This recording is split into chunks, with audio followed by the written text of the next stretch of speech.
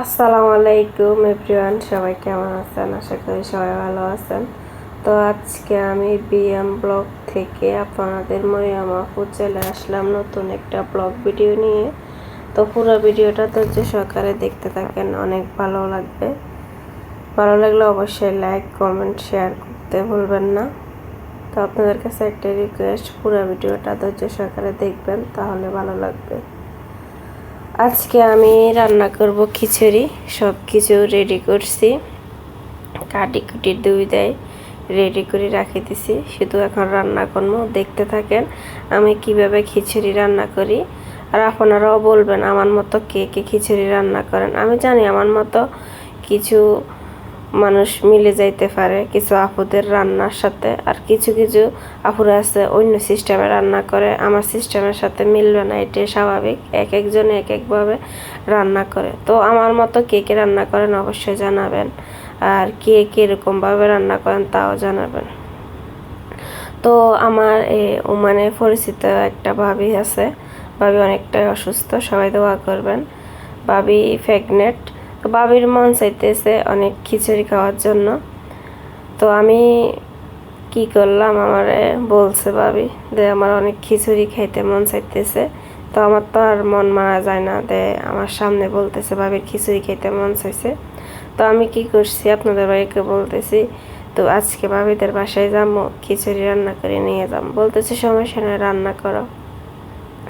হঠাৎ করে প্ল্যান, আমরা আগের সে কোনো প্ল্যান ছিল না। হঠাৎ করে আমি আপনাদের ভাইকে বলিয়ে কিচি রুমে দূরে চলে গেছি। সাথে সাথে ময় মশলা বের করে টুকটাক যা লাগে আলু গাজর শসা এগুলা কাটছি, গরুর মাংস ভিজেছি। তো এগুলা ভালো করে মাংসগুলো আমি আগেই কিন্তু কষাই রাখছি।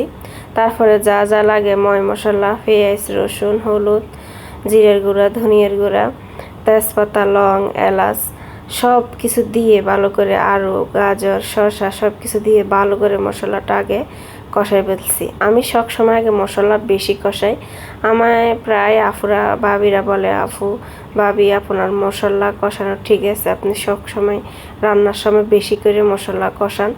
আমার কাছে মনে হয় কি মশলায় কষানিতে মাংস সব কিছু সব তরকারিতে মশলা যত কষাইবেন এত ভালো লাগে, টেস্ট হয় এত খাইতে।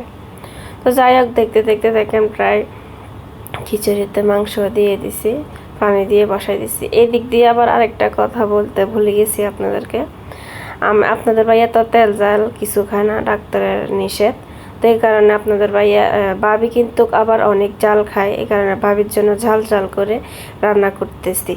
তো আপনাদের ভাইয়ের জন্য এই দিক দিয়ে আমি আলু গাজর শসা ডাল চাল দিয়ে একটা কাঁচামরিচ দিয়ে হালকা হলুদের গুঁড়ো দিছি তেল ছাড়া। আপনাদের ভাইয়ের জন্য দেখেন মাংস দিয়ে রান্না করছি। আপনাদের ভাইয়ের খিচুড়িগুলো কিন্তু অনেক সুন্দর কালার আসছে, কারণ লাল মরিচের গুঁড়াই দিই নাই, একটা শুধু কাঁচামরিচ দিছি। তো আপনাদের ভাইয়ের খিচুড়িগুলো হয়ে গেছে, ধনিয়া পাতা পেঁয়াজ বেরেস্তা দিয়ে দিছি। আপনাদের ভাইয়াকে একটা ছোটো ফ্রিজে দিয়ে বলতেছি কেমন হয়েছে বলে। আপনাদের ভাই বলতেছে তেল ছাড়া এত মজা হয়েছে খিচুড়ি বলার বাইরে। তো যাই হোক, আমার স্বামীরে রাঁধে দিছে, আগেও খাইতেছে। তো দেখতে দেখতে দেখেন ভাবিদের জন্য যে খিচুড়িগুলো রাঁধতেছে, এই খিচুড়িগুলো আমার হয়ে গেছে। শুধু ভাবির জন্য খিচুড়ি নেবো তা না, ভাবি যে প্লটে থাকে আরও দুইটা ভাবি ওর সাথে থাকে, মানে একই প্লটে তারা তিনজন থাকে। তো ভাবির জন্য নিমু, ওই ভাবিদের জন্য নিমু না, কেমন লাগে না। তো এই কারণে আমি একটু চাল বাড়াই দিছি। তো বলতেছি ভাবির জন্য একটু বেশি করে নিমু, কারণ ভাবিরা মানুষ বেশি, ওরা দুজন চারজন, ওদের জন্য একটু একটু নিমু, তিনো ফ্যামিলির জন্য নিমু। আপনাদের ভাই বলতেছে আমার প্রথমে বলে দিছে বেশি করে রান্না করবা, তিনো ফ্যামিলির জন্য একটু একটু নিবা। তো যাই হোক, আলহামদুলিল্লাহ, ভাবির জন্য বেশি বেশি দোয়া করবেন, ভাবি যাতে সুস্থ থাকে ভালো থাকে।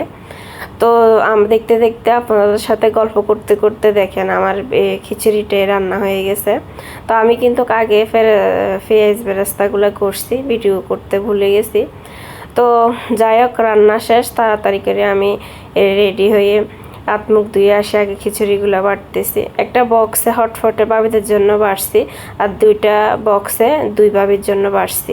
বাড়ার শেষ আমি উপর দিয়ে দেখেন পেঁয়াজ বেরেস্তা দিতেছি। মাশাল্লাহ মাশাল্লাহ, এত মজা হয়েছে আর এত সুন্দর কালার হয়েছে দেখেন। আমার ভিডিওটা কেন জানি না সুন্দর উঠে নাই, খিচুড়িগুলা কিন্তু বাস্তবে অনেক সুন্দর হয়েছে, অনেক মজাদার হয়েছে খানাগুলো, সত্যি বলার বাইরে। আমি নিজে রান্না করলে কি হয়েছে, আমি নিজে খাইছি তো অনেক ভালো লাগছে। তো এখানে হচ্ছে দেখেন 3 জনের জন্য বাড়ছি খিচুড়ি, বাড়ি প্যাকিং করে রাখি দিছি। তো রেডি হইলাম আমি, এগুলো প্যাকিং করি, আপনাদের ভাইও রেডি হইতেছে। তো এখন হচ্ছে আমাদের যাওয়ার পালা। তো আমি একটা পলিথিন নিয়ে নিলাম, আপনাদের ভাইয়া 2টা নিতেছে। এখন আলহামদুলিল্লাহ ভাবিদের বাসার উদ্দেশ্যে রওনা দিতেছি। অল্প সময়ের ভিতরে আলহামদুলিল্লাহ তারা জলদি রান্না করে আবার চলেও যাইতেছি। মাশাল্লাহ মাশাল্লাহ বলবেন সবাই। তো এখানে আমরা গাড়ির জন্য ওয়েট করতেছি। তো বাইরে দাঁড়াইয়ে এখন দুপুর বাজতেছে 12টা। তো দুপুরের জন্য নিমু আর কি। তো এই তো দেখেন গাড়িতে উঠে গেলাম, ভাবিদের বাসার উদ্দেশ্যে রওনা দিলাম। কত সুন্দর লাগে আজকে ভিউটা। তো দেখেন ভাবিদের বাসায় আনি, ভাইয়াও খাইতেছে, ভাবিরও দিতেছে, ভাইয়া বলতেছে এত অসাধারণ হয়েছে। এই তো আলহামদুলিল্লাহ ভাবিও খাইতেছে। আজকে এই পর্যন্ত, সবাই ভালো থাকবেন, আল্লাহ হাফেজ।